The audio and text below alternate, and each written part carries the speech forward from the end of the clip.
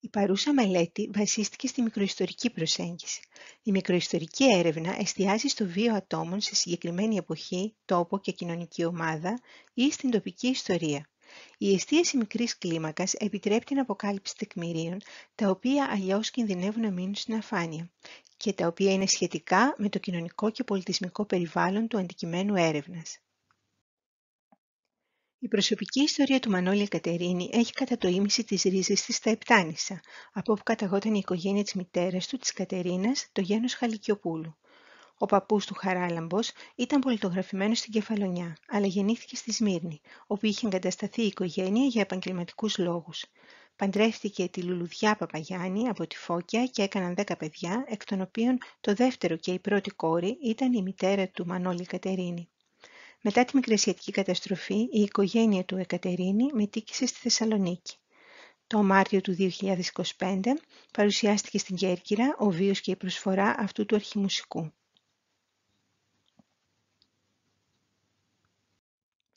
Ο Μανώλης ήταν το πρώτο από τα 5 παιδιά του Ζαχαρία και της Κατίνας Εκατερίνη. Ακολουθούσαν ο κατά 1 χρόνο νεότερος Γιώργος, η Ασπασία, γεννημένη το 1915, ο Χαράλαμπος, ο οποίος γεννήθηκε το 1919, και η Ειρήνη, η οποία γεννήθηκε 1 χρόνο πριν τη Μικρασιατική καταστροφή και το συνακόλουθο ξεριζωμό της οικογένειας. Για τον Ζαχαρία Εκατερίνη δεν γνωρίζουμε πολλά, παρά μόνο πως ανήκε σε γνωστή οικογένεια της περιοχής. Ο Ζαχαρίας, η Κατίνα και η οικογένειά τους ζούσαν στο Ζεσμέ της Σμύρνης και φιλοξενούσαν συχνά τον ανήπαντρο αδελφό του Ζαχαρία, τον Τζανί, ο οποίος φαίνεται πως είχε εμπορικό πνεύμα και ασχολούνταν ιδιαίτερα με την οικογενειακή εμπορική επιχείρηση. Λόγω της επίφοβης πολιτικής κατάστασης, η οικογένεια του Ζαχαρία είχε στο παρελθόν μετικήσει στη γειτονική Χίο, όπου διέμεινε από το 1914 έως το 1919, ενώ επέστρεψε πίσω στον Ζεσμέ με την απόβαση του ελληνικού στρατού στη Σμύρνη. Το 1922, ο Τζανής απέτρεψε την οικογένεια του αδελφού του από το να διαφύγει ξανά στη Χίο, βασιζόμενος στις γνωριμίες του για ενημέρωση σε περίπτωση κινδύνου. Δυστυχώς τα γεγονότα τους πρόλαβαν και τον Αύγουστο του 1922, Τούρκοι στρατιώτες εισέβαλαν στο σπίτι τους, βρήκαν τους 2 αδελφούς και συνέλαβαν τον Ζαχαρία. Λίγα λεπτά νωρίτερα, ο Τζανής είχε αυτοκτονήσει, πηδώντας από το παράθυρο του δεύτερου ορόφου του σπιτιού, μην αντέχοντας τύψεις, επειδή θεωρούσε τον εαυτό του υπεύθυνο για τα δεινά που έβλεπε να έρχονται στην οικογένεια. Μάρτυρες όλων αυτών των γεγονότων ήταν η μητέρα του Μανώλη Εκατερίνη και τα 5 μικρά παιδιά της. Οι 6 τους διέφυγαν και κρύφτηκαν στον κοντινό Μητροπολιτικό Ναό του Αγίου Χαραλάμπους, έως ότου επιβιβάστηκαν σε καράβι με προορισμό τη Θεσσαλονίκη. Για δεκαετίες μετά τη Μικρασιατική καταστροφή, αναζητούσαν τον πατέρα Ζαχαρία μέσω των μέσων μαζικής επικοινωνίας της εποχής και με επιτόπια έρευνα στον Τζεσμέ, αλλά δεν μπόρεσαν να μάθουν τι απέγινε. Στη Θεσσαλονίκη, όπου εγκαταστάθηκαν μετά τη Μικρασιατική καταστροφή, η Κατίνα Εκατερίνη δυσκολευόταν να ανταπεξέλθει στο μεγάλωμα 5 μικρών παιδιών χωρίς βοήθεια και έτσι αποφάσισε να αιτηθεί την εισαγωγή του Μανώλη ως τρόφιμου στο Παπάφιο Ορφανοτροφείο.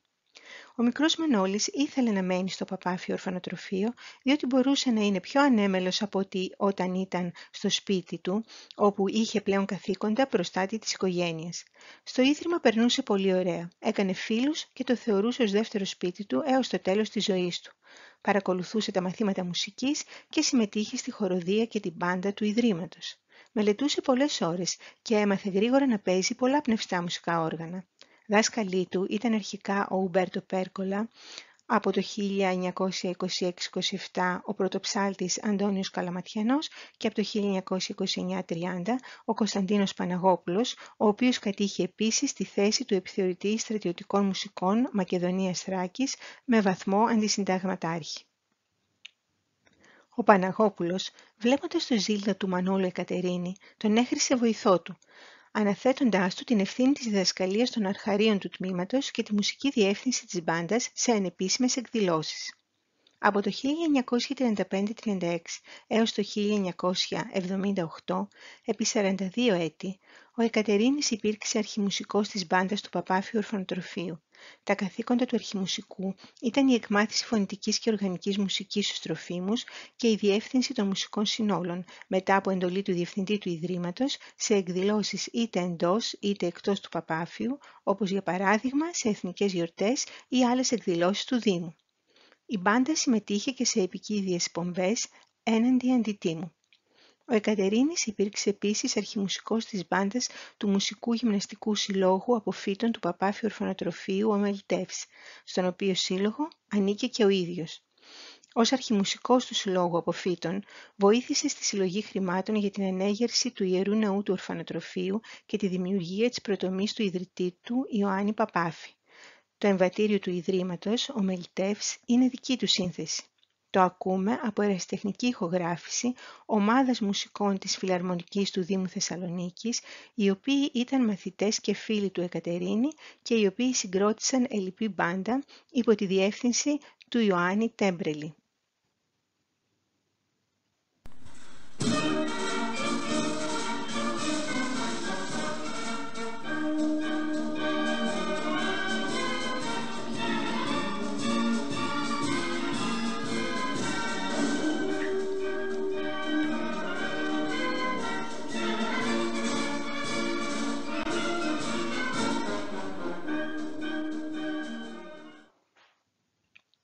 Ο σκοπός για τον οποίο συγκροτήθηκε η μπάντα που ακούσαμε ήταν η εκτέλεση και η ερασιτεχνική ηχογράφηση σε κασέτα έργων του Εκατερίνη. Η κασέτα δωρίστηκε στη χείρα του.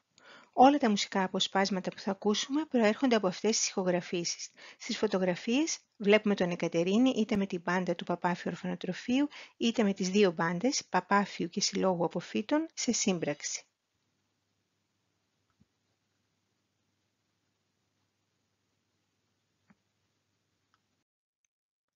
Καθότι στο Ίδρυμα διδάσκονταν τα μαθήματα έως και την πρώτη γυμνασίου, για τη συνέχιση των σπουδών σε άλλο εκπαιδευτικό ίδρυμα απαιτούνταν η σχετική άδεια από το Διευθυντή του Ορφανοτροφείου.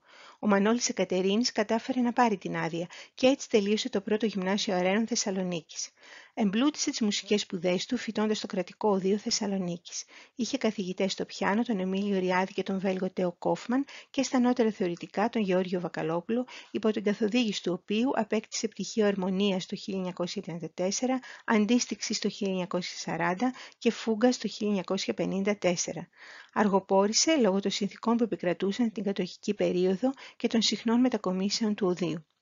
Οι τρόφιμοι του Παπάφιου Ιδρύματος απολύονταν μόλις έφταναν στο 18ο έτος της ηλικίας τους ή μόλις μάθαιναν μία τέχνη και κρίνονταν ικανοί στο να βγάζουν το προς το ζήν.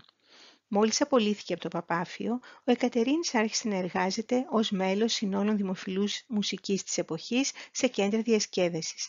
Υπήρξε για κάποιο χρονικό διάστημα διευθυντής της χοροδίας των σιδηροδρομικών Θερμαϊκός και ίδρυσε τη Φιλαρμονική των Σιδηροδρόμων Ελληνικού Κράτους, η οποία διαλύθηκε επί κατοχής και ανασυγκροτήθηκε από τον ίδιο το 1949. Στη διάρκεια της κατοχής, ο Εκατερίνης εξακολουθούσε να δουλεύει σε κέντρα διασκέδασης. Σε αναζήτηση καλύτερων συνθηκών εργασίας αλλά και τροφής λόγω του λοιμού που πλανιόταν στην πόλη, ο Εκατερίνης ξεκίνησε μαθήματα κοντραμπάσου με τον Άγγελο Καμιλιέρη, έτσι ώστε να συμμετέχει στην ορχήστρα του επιταγμένου από τους Ναζί ραδιοφωνικού σταθμού Θεσσαλονίκης. Έτσι θα εξασφάλιζε μισθό και φαγητό.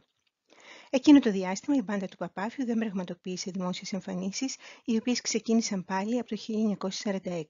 Στις φωτογραφίες η μπάντα στην παρέλαση στις 25 Μαρτίου 1946 στα δεξιά και κάτω σε εκδήλωση στην Αμερικανική Γεωργική Σχολή το 1947. Μεταπολεμικά, ο Μανώλης Εκατερίνης δίδαξε από το 1955 έως το 1981, επί 25 έτη, στην τάξη πνευστών του Κρατικού Οδείου Θεσσαλονίκης, διδάσκοντας ξύλινα και χάλκινα πνευστά ως έκτακτος καθηγητής, με σύμβαση η οποία το 1969 μετατράπηκε σε σχέση εργασίας ιδιωτικού δικαίου αορίστου χρόνου. Για τη διευκόλυνση των μαθητών του, έγραψε ένα βιβλίο με τίτλο «Διαναγνωρίσομεν τα πνευστά όργανα», το οποίο εκδόθηκε το 1971 από τον εκδοτικό οίκο Ανθομελίδη. Πολλοί σπουδαστές του Οδείου πήραν πτυχία πνευστών και οργάνωσης, έχοντας αυτόν ως διδάσκαλο. Ο Εκατερίνης διετέλεσε επίσης αρχιμουσικός της Φιλαρμονικής του Δήμου Θεσσαλονίκης για βραχύ χρονικό διάστημα και υπήρξε ο διευθυντής της χοροδίας και της μαντολινάτας του Ορφανοτροφείου Θηλαίων, ο Μέγας Αλέξανδρος, στη φωτογραφία με τον Βασιλιά Κωνσταντίνο και την πριγκίπισσα Ειρήνη. Ως κοντραμπασίστας συμμετείχε στις δύο πρώτες συναυλίες της Συμφωνικής Ορχήστρας Βορείου Ελλάδος μετά τη σύστασή της το 1959.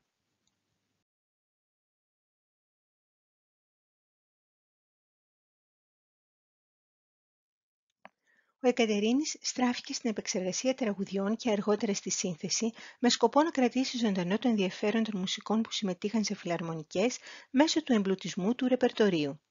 Πέρα από τις πολλές επεξεργασίες έντεχνης και δημοφιλούς μουσικής για μπάντα, συνέθεσε δικές του πρωτότυπες δημιουργίες, κυρίως για μπάντα, κάποιες φορές κατά παραγγελία. Βραβεύτηκε για το έργο του Θεσσαλονίκη στον Πανελλήνιο Μουσικό Διαγωνισμό Σύνθεσης Εμβατηρίου που προκήρυξε ο Δήμος Θεσσαλονίκης το 1974. Το εμβατήριο αυτό παίζεται συχνά από τη Φιλαρμονική του Δήμου Θεσσαλονίκης. Ας το ακούσουμε.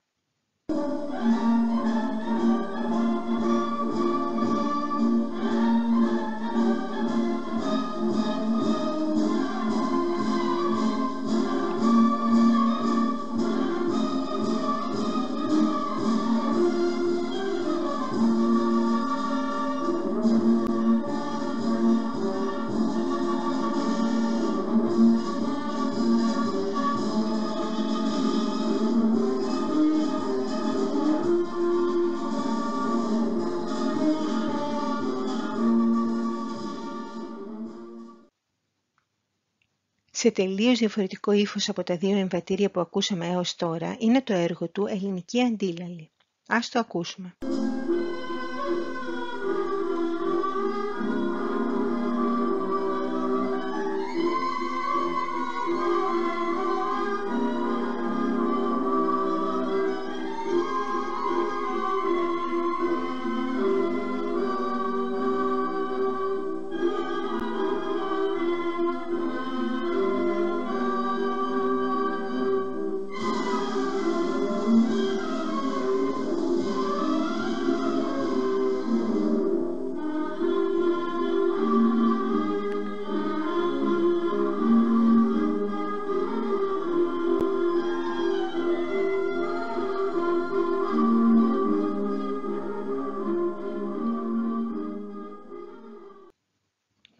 Συνέθεσε επίσης τα Μαραμένα Ρόδα, μία φαντασία σε δύο εκδοχές για μπάντα ή για ορχήστρα.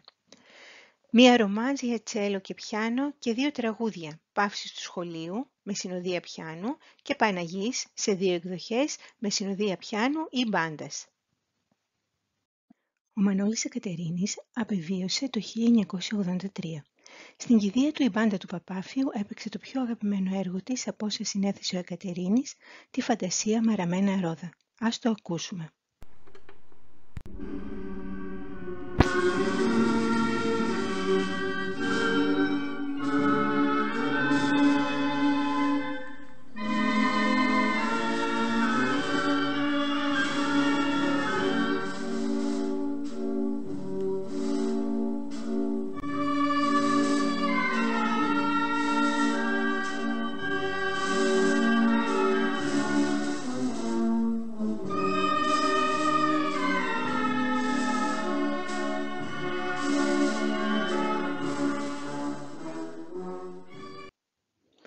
Έργα του Εκατερίνη παρουσιάστηκαν το 1987 σε τιμητική εκδήλωση της Φιλαρμονικής του Παπάφιου στη μνήμη του, στην αίθουσα τελετών του Ιδρύματος, το 2003 στη συναυλία της Κρατικής Ορχήστρας Θεσσαλονίκης για τα 100 χρόνια του Παπάφιου υπό τη διεύθυνση του Άλκη Παλτά και το 2008 στα 43 Δημήτρια σε συναυλία προς τιμήν του από τη Φιλαρμονική του Δήμου Θεσσαλονίκης και τη χοροδία του προσωπικού του ΟΤΕ Θεσσαλονίκης υπό τη διεύθυνση του Αρχιμουσικού της Φιλαρμονικής Παναγιώτη Σιδηρόπουλου, μαθητή του Εκατερίνη. Στη νέα πατρίδα του, τη Θεσσαλονίκη, ο Μανώλης Εκατερίνης συνδύασε με τρόπο θαυμαστό τις ιδιότητες του παιδαγωγού, του καλλιτέχνη, του συνθέτη, προσφέροντας παράλληλα σημαντικό κοινωνικό έργο, ιδίως λόγω της ενασχόλησής του με ευάλωτες κοινωνικές ομάδες, όπως τα παιδιά ιδρυμάτων. Το παιδαγωγικό του έργο συνδέεται στο μεγαλύτερο μέρος του με την παροχή καλλιτεχνικού έργου, μέσω της ιδιότητάς του ως αρχιμουσικού και διευθυντή παιδικών και εφηβικών χοροδιακών και μουσικών συνόλων, ενώ ανέλαβε επίσης και χοροδίες και φιλαρμονικές ενηλίκων. Το συνθετικό του έργο συνδέεται επίσης με το παιδαγωγικό και το καλλιτεχνικό, καθώς το κίνητρό του ήταν να εμπλουτίσει το ρεπερτόριο των φιλαρμονικών, ώστε να κεντρήσει το ενδιαφέρον των μελών τους για τη μουσική. Σε προσωπικό επίπεδο, η αγάπη και η ενασχόλησή του με τη μουσική τον βοήθησε να ξεπεράσει τις αντικειμενικά δύσκολες συνθήκες που συνάντησε στη ζωή του.